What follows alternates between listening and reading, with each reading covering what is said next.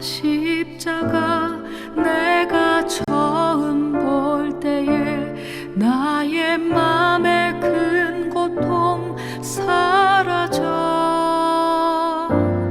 오늘 믿고서 내 눈 밝았네 참 내 기쁨 영원하도다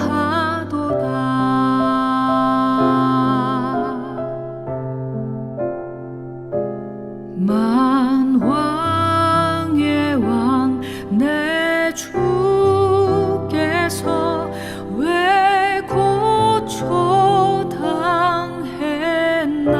고초당했나 이 벌레 같은 날 위해 그 보혈 흘렸네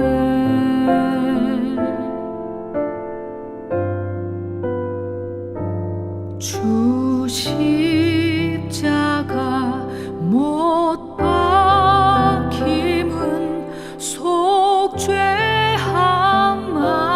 아닌가 그 긍휼함과 큰 은혜 말할 수 없도다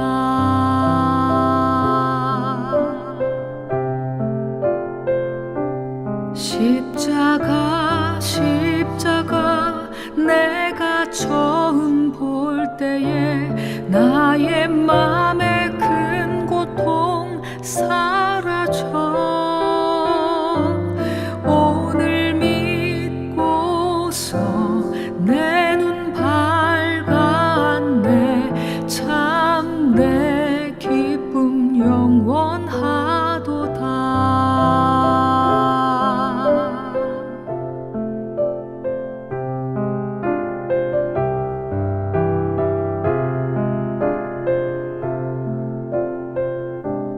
늘 울어도 그 큰 은혜 다 갚을 수 없네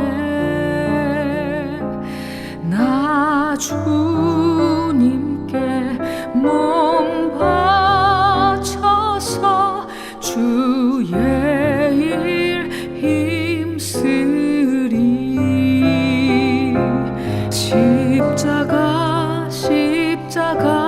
내가 처음 볼 때에 나의 맘의 큰 고통 사라져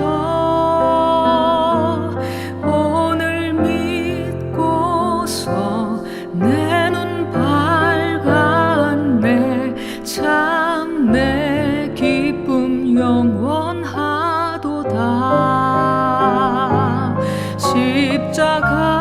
십자가 내가 처음 볼 때에 나의 맘의 큰 고통 사라져 오늘 믿고서 내 눈 밝았네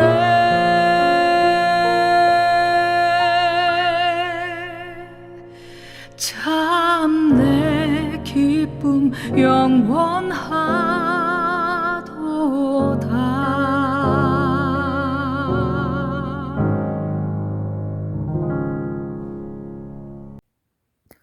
마른 무화과 나무를 바라보시며 마음이 편치 않으셨던 예수님의 마음을 알길 원합니다.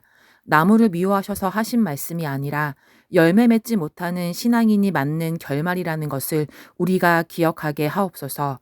성전의 화려함과 자신들의 가진 권력과 부에 취해 하나님의 뜻과 길을 생각하지 않던 제사장의 모습이 우리의 모습이 되지 않게 하옵소서. 회개하지 않는 자가 맞을 것은 심판밖에 없음을 기억하며 오늘도 깨어 분별하며 하나님의 길에서 벗어나지 않게 하옵소서. 주님의 의로움을 따르며 그 긍휼을 품고 오늘 우리가 마땅히 따라야 할 길로 나아가게 하옵소서. 예수님의 겸손과 헌신, 그 온유함이 우리의 삶의 열매가 되게 하옵소서. 예수님의 이름으로 기도드립니다. 아멘. 오늘 우리에게 주시는 하나님의 말씀은 마태복음 22장 34절에서 40절의 말씀입니다. 예수께서 사두개인들로 대답할 수 없게 하셨다 함을 바리새인들이 듣고 모였는데 그 중에 한 율법사가 예수를 시험하여 묻되 선생님, 율법 중에서 어느 계명이 크니이까? 예수께서 이르시되 내 마음을 다하고 목숨을 다하고 뜻을 다하여 주 너의 하나님을 사랑하라 하셨으니 이것이 크고 첫째 되는 계명이요 둘째도 그와 같으니 내 이웃을 내 자신같이 사랑하라 하셨으니 이 두 계명이 온 율법과 선지자의 강령이니라. 아멘.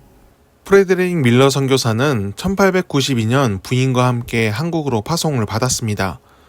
그는 충청도 선교에 열심히 있었는데 이런 그의 열정이 열매를 맺어 1904년 청주제일교회를 설립했습니다. 밀러 선교사는 교회를 중심으로 청남학교를 세워 청소년들에게 교육의 기회를 제공했고 이어서 청신여학교를 설립하여 여성들도 교육의 기회를 얻도록 도왔습니다. 당시 많은 선교사들이 교육사역에 힘을 모은 이유는 교육을 통해 복음을 전하기 위함인 동시에 당시 조선의 상황이 너무 열악했기 때문입니다. 문맹률은 70%를 넘었고 조선 정부는 백성을 계몽하는 데 신경 쓰지 않았습니다. 이런 상황에서 선교사들은 일반 백성들의 삶을 개선시키고 그들의 권리를 찾아주고자 교육의 기회를 먼저 만들었습니다. 밀러 선교사는 도산 안창호 선생을 하나님 앞으로 이끈 분이기도 합니다. 안창호는 교육의 기회를 얻고자 무조건 경성으로 상경했는데 당시 그는 갈 곳이 없었습니다. 그렇게 경성의 거리를 배회하다가 그는 한 선교사를 만납니다. 그 선교사는 안창호에게 배우고 싶은 사람은 누구든 먹고 자고 마음대로 공부할 수 있으니 우리 학교로 오라고 권합니다. 이 선교사가 밀러입니다. 밀러를 통해 안창호는 구세학당에 들어가 공부하게 되었고 훗날 미국으로 유학까지 갈 수 있게 됩니다. 안창호에게 있어 밀러와의 만남은 하나님의 부르심이었습니다. 하지만 밀러 선교사의 선교가 순탄하지만은 않았습니다.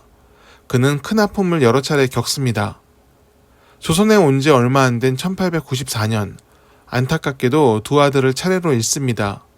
1903년에는 아내 안나 밀러마저도 소천합니다. 이런 아픔이 닥치자 어떤 사람들은 그에게 예수가 누구라고 조선까지 와서 고생인가 미국으로 돌아가라고 말합니다. 그렇게 수군거리는 사람들에게 그는 찬송가를 지어서 대답을 합니다.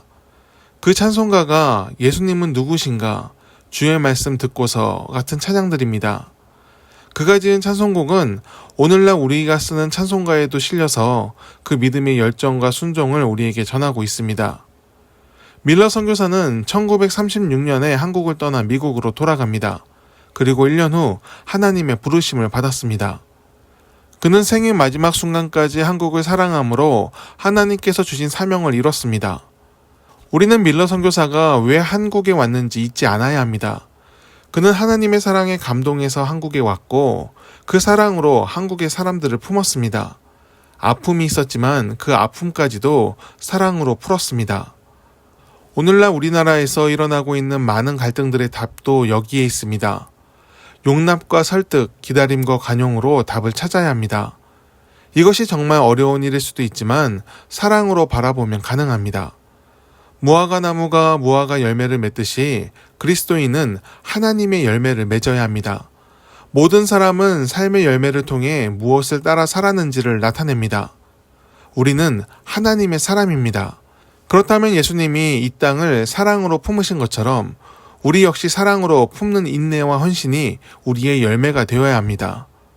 삶에서 하나님의 열매를 맺기 위해 노력하십시오. 깨어 분별하며 거룩함으로 하나님께 나아가 그가 베푸신 사랑과 헌신 그리고 섬김과 내려놓음을 실천하길 바랍니다.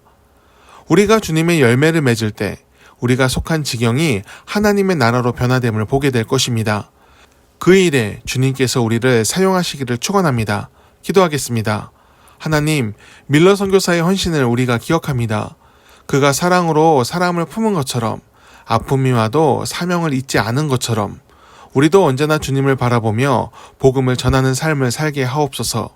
사명을 잊고 엉뚱한 열매를 맺지 않게 하시고 하나님과 동행하며 주님의 열매를 맺게 하옵소서. 예수님의 이름으로 기도드립니다. 아멘. 함께 중보하며 기도해 주시기를 원합니다. 고난주간을 지키며 주님이 당하신 고난을 묵상하게 하옵소서. 종교적인 습관이 아닌 나를 향한 하나님의 헌신을 가슴 깊이 묵상하게 하옵소서. 고난을 묵상함으로 나를 향한 주님의 사랑을 깨닫고 더 뜨겁게 주님을 사랑하게 하옵소서. 십자가가 더 이상 죽음의 고통이 아니라 나를 자유하게 하는 생명과 은혜의 통로임을 알게 하옵소서. 하나님의 자녀들의 삶을 이끌어 주옵소서. 우리를 사랑하셔서 모든 것을 다 주신 주님께 감사드리며 우리가 세상을 살아갈 때 그리스도인으로 살게 하옵소서. 고난과 어려움이 있을지라도 선하신 주님의 이끄심을 믿으며 오늘을 담대하게 살게 하옵소서. 연약하여 넘어진 순간에라도 주님의 손을 붙드는 우리의 인생이 되도록 주의 영을 충만하게 부으소서. 이 땅의 교회들을 지켜주시기를 원합니다. 하나님의 부르심에 순종하여 복음이 들어온 지 140년이 되었습니다. 선교사들의 헌신과 희생으로 성장한 한국교회가 다시금 부흥하게 하옵소서. 한 영혼이 돌아옴을 기뻐하셨던 예수님의 마음을 품어 우리가 진정 추구해야 할 가치인 사랑을 잊지 않게 하옵소서. 영혼의 돌아옴을 기뻐하며 긍휼과 희생, 정직과 평화를 나타내는 교회 공동체가 되게 하옵소서. 주여 이 땅의 교회들을 긍휼히 여기사 주의 일을 속히 나타나게 하옵소서. 교회가 심판의 대상이 되지 않고 축복의 통로가 되도록 온전함으로의 회개와 회복을 베풀어 주옵소서. 우리 대한민국을 위해 기도합니다. 갈등과 분열을 극복하고 다시금 하나가 되게 하옵소서. 이념을 뛰어넘어 모두가 좋은 이웃이 되게 하셔서 함께 선을 이뤄가게 하옵소서. 국민을 분열시키는 정치 지도자들을 징치하시고 선한 뜻을 품고 국민을 위하는 지도자를 세워주옵소서. 정직함으로 법을 지키며 서로 존중함으로 함께 세워가는 나라가 되게 하옵소서.